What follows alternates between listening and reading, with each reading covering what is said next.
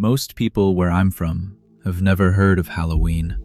When I tried explaining it once, I was accused of making things up. But I knew about it from movies, horror films, Reddit, Creepypasta. I never cared much about the holiday, until I needed money. Last October, I moved back in with my parents after a deal went bad.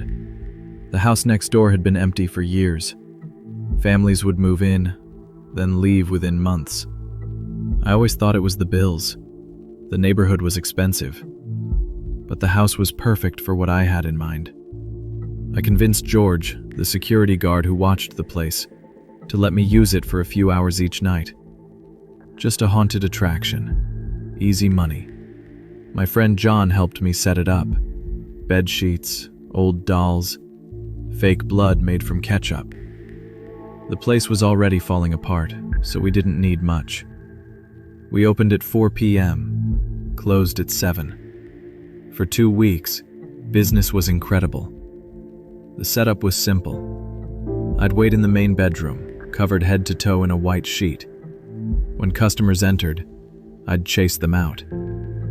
Kids screamed, teenagers laughed. Everyone paid. It was 2 days before Halloween when things changed. A group of teens walked into my room.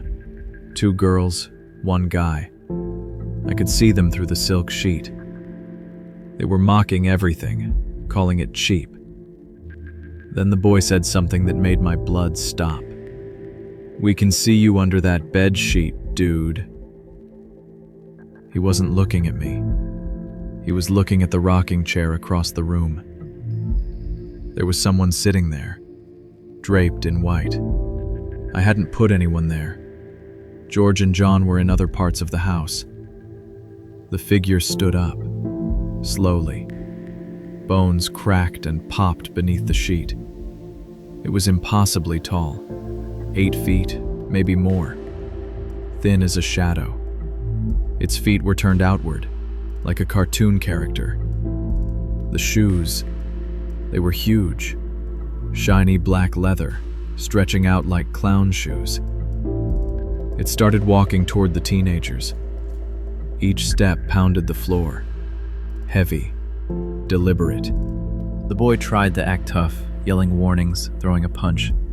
His fist went through the sheet, and it collapsed to the ground, empty. The shoes were gone. We all screamed. I ran. The teenagers ran. I heard John shouting from somewhere in the house, but I couldn't stop. I made it to the yard, gasping, pointing back at the building. That's when we heard it. A baby crying. John checked his phone, the one we'd been using for sound effects. It was in his pocket. Off. But the crying kept going, louder, coming from every room, from the doll heads on sticks in the yard. Then I saw it. The figure, standing in the doorway now, hovering a few inches off the ground, arms stretched wide. One by one, the lights in the house turned on. Every room. We'd never had electricity in that place, not once. Dead lizards hung from every ceiling, dozens of them. George whispered he'd only brought a handful. The figure lowered its arms. The lights went out. The door slammed. The crying stopped. George quit the next day. John became obsessed, started investigating hauntings full time.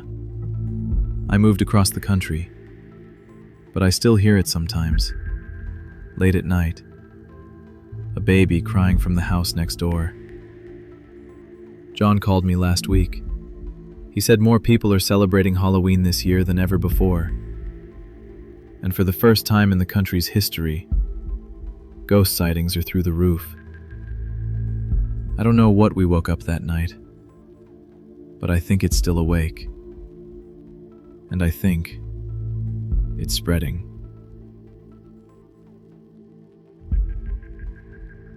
Only kids like you have to be brave, Jackie, because they have no big brothers or big sisters to protect them. Daddy's words kept playing in my head as I stood at the bottom of those steps. The fog was thick around my ankles, lit orange by the jack-o'-lanterns lining the path. Their carved faces flickered and danced. I took one step, then another. The wood groaned under my feet, loud, like something alive. I ran back down. Behind me, the skeleton decorations swayed in the wind. One of them reached toward me with its wire fingers. I had nowhere to go but up. The door opened before I could knock. No porch light, just tiny colored bulbs, purple, green, orange, glowing somewhere deep inside. The darkness was thick, heavy. Then a figure moved forward. I screamed. "Well, hello there," it said. Its face was bone white, floating above a long black cloak. I couldn't speak. My mouth opened, but nothing came out. "What do you say?" I turned and ran. Arms caught me halfway down the path. Uncle Hugh. He lifted me up, smoothing my fairy princess dress as I sobbed into his shoulder. My face was wet. All the makeup Mommy put on was ruined. "There, there, Jacqueline," he whispered.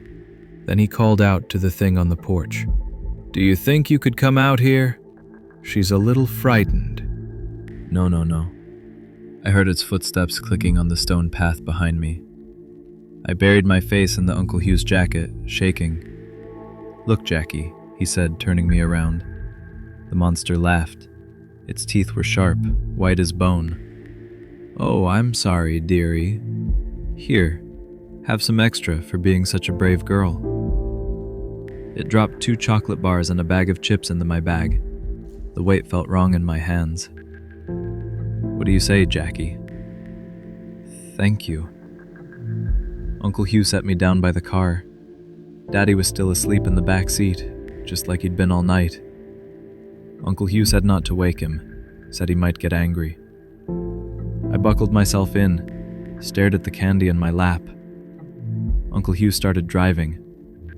That's when I remembered what Daddy told me, about being brave, about not having big brothers or sisters. I thought about it the whole ride home, how Uncle Hugh was here, taking me trick-or-treating, and how Daddy always said he was an only child. So who was Uncle Hugh? I looked back at Daddy, still sleeping, still so quiet, and I wondered, when would he wake up?